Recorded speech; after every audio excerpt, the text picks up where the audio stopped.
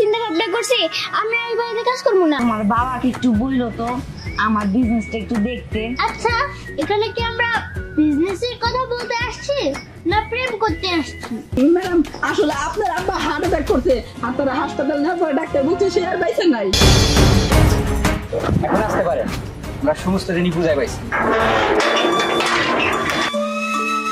বাবা 2 বছর আগে লোন নিয়েছিল, লোন পরিশোধ না করতে পারায় ব্যাংকের লোক আইসা আমার যত জমি জমা ছিল, যত সোনা গয়না যা ছিল সব নিয়ে নিচ্ছে। তার মানে খেয়া যে বাড়িতে কাজ করতো, ওই বাড়িতে একটা মেয়ে খেয়ারে অনেক অত্যাচার করতো, মারধর করতো। এই সেই মেয়েটা কি এই মেয়ে? তার মানে এটা খেয়ার বাড়ি? হ্যাঁ মা তাহলে আমি শপিং করলাম। খেয়া? হ্যাঁ আমি খেয়া।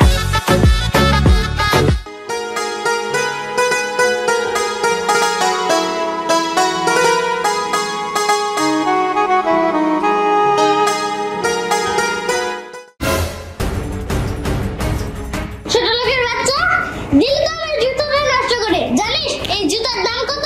আচ্ছা ম্যাডাম, আপনি আমার সাথে সবসময় এরকম খারাপ ব্যবহার করেন কেন? ও, আমি তোর সাথে খারাপ ব্যবহার করি তাই না? ছোট লোকের বাচ্চা, কাজে ফাঁকি দিস, আবার বললেই ব্যবহার খারাপ তাই না? দেখেন ম্যাডাম, আপনি কিন্তু সিনক্রেট করতেছেন। সিনক্রেট তাই না? আপনি শেষ পর্যন্ত আমার গায়ে হাত তুললেন। আমি পারতেছি না আমার জুতা খুলে তোকে মারতে, কারণ তোর থেকে আমার জুতার দাম বেশি। শোন, আজকের পর থেকে যাতে তোকে বাসায় না দেখি। আমি চাই না যে আপনাদের বাড়িতে আমি কাজ করি। দেন, বেতন দেন। তোর টাকা নে।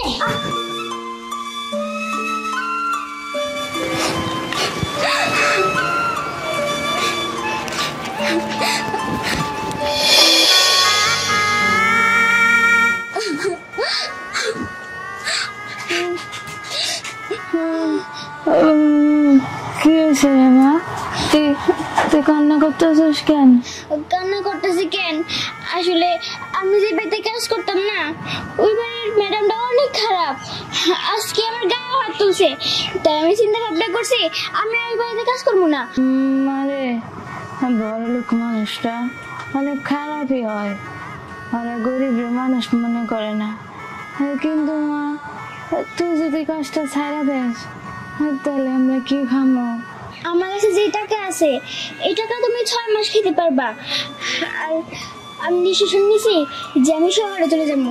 ওই জায়গায় আমার অনেক বন্ধু আছে, ওরা ওই জায়গায় চাকরি করে, পড়ালেখা করে। আর পড়ালেখা করে কি লাভ যদি মানুষের বাড়িতে খাইতে খাইতে হয়? তাই আমি শহরে চলে যাবো। মা, তুমি যে এই টাকাটা তোমার কাছে রাখো, আমি যাইতেছি।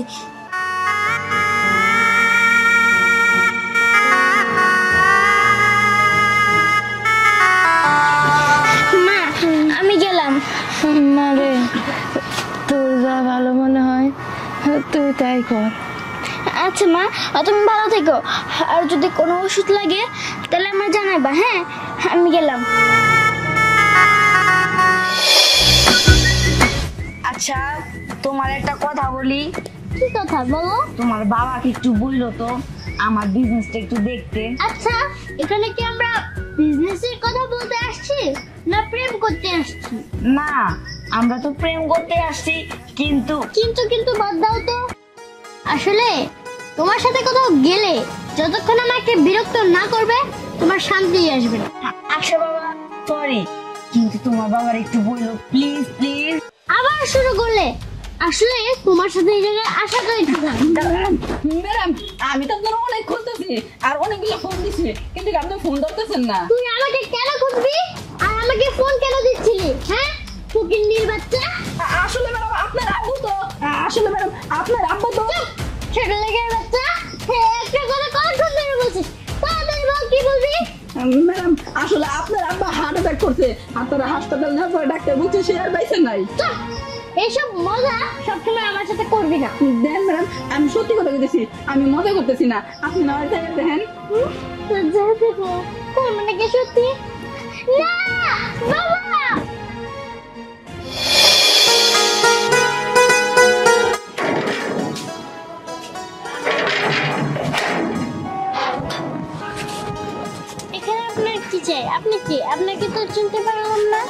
আপনার চিন্তা হবে না। আমি ব্যাংক থেকে আসছি, আর আপনার আব্বু 2 বছর আগে ব্যাংক থেকে যে লোন নিছে সেই লোন এখনো পরিশোধ করতে পারেনি। এগুলো আপনি কি বলতেছেন? হ্যাঁ, আমি যা বলতেছি সব ঠিক বলতেছি। এখন আপনাদের সমস্ত সম্পত্তির মালিক হচ্ছে ব্যাংক। কাগজপাতি নিয়ে লোক আসতেছে, আপনি চলেন ভিতরে চলেন। চলেন। আচ্ছা চলেন।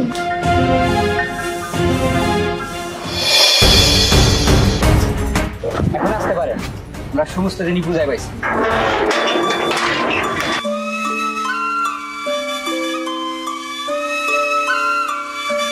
কমলাহে নৃত্য করে থুইকিয়া থুইকিয়া রে কমলাহে। তুমি কি আসলে পড়ি? তুমি কান্না করতেছো, আবার এরকম মডার্ন ড্রেস বাদ দিয়ে এসব ফকিনির মতো কি ড্রেস পরছো? হ্যাঁ, আমার সব শেষ হয়ে গেছে। আসলে বাবা 2 বছর আগে লোন নিয়েছিল, সেই লোন পরিশোধ না করতে পারায় ব্যাংকের লোক আইসা আমার যত জমি জমা ছিল, যত সোনা গয়না যা ছিল সব নিয়ে নিচ্ছে। এখন আমি রাস্তার ভিখারি হয়ে গেছি। এখন আমার তোমার ছাড়া কেউই নাই। আমি ছাড়া তোমার জীবনের কিচ্ছু নাই। শুনো, তোমার বাবার যখন টাকা পয়সা ধন সম্পদ ছিল তখন আমি তোমারে ভালোবাসতাম। এখন তোমার বাবার টাকা পয়সা ধন সম্পদ কিছু নাই, আর তুমি এখন রাস্তার ফকির। এই জন্য আমি তোমাকে ভালোবাসতে চাই না। শুনো, তোমার বাবার এখন টাকা পয়সা ধন সম্পদ কিছু নাই, এখন তুমি রাস্তার ফকিরনি। অতএব আমি একটা ফকিরনি মেয়েকে ভালোবাসতে পারবো না। ভালো থেকো, বাই বাই।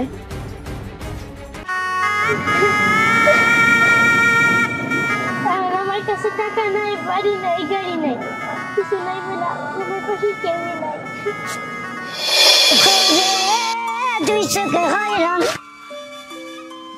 কি ব্যাপার বুড়ি, তোর এই অবস্থা কে? তোর পোশাক আশাক, তারপরে দেখতে দেওয়া যে তোর মনও খারাপ, কি হয়েছে? আসলে হয়েছে কি ভাইয়া, আমার বাবা 2 বছর আগে লোন নিয়েছিল, সেই লোন পরিশোধ না করতে পারা আজকে ব্যাংকের লোক এসে আমার যত যা ছিল সব নিয়ে গেছে। আমি রাস্তার ভিখারি। এটা তুই কি করতেছস? বিষয়টা তো আসলেই দুঃখজনক, কিন্তু এই কথা তো কাকা আমার আগে কোনোদিন কয় নাই। এই মুহূর্তে তোর জন্য আমি কি করতে পারি আমি তো কিছুই বুঝতেছি না। ভাইয়া, তুমি যদি একটা কাজের ব্যবস্থা করে দিতা তাহলে আমি থাকা আর খাওয়াটা কোনোভাবে চালাই দিতাম। আচ্ছা ঠিক আছে ঠিক আছে, তুই আর কান্দিস না, তোর কাজের ব্যবস্থা আমি করতেছি। আর তুই আমার লগে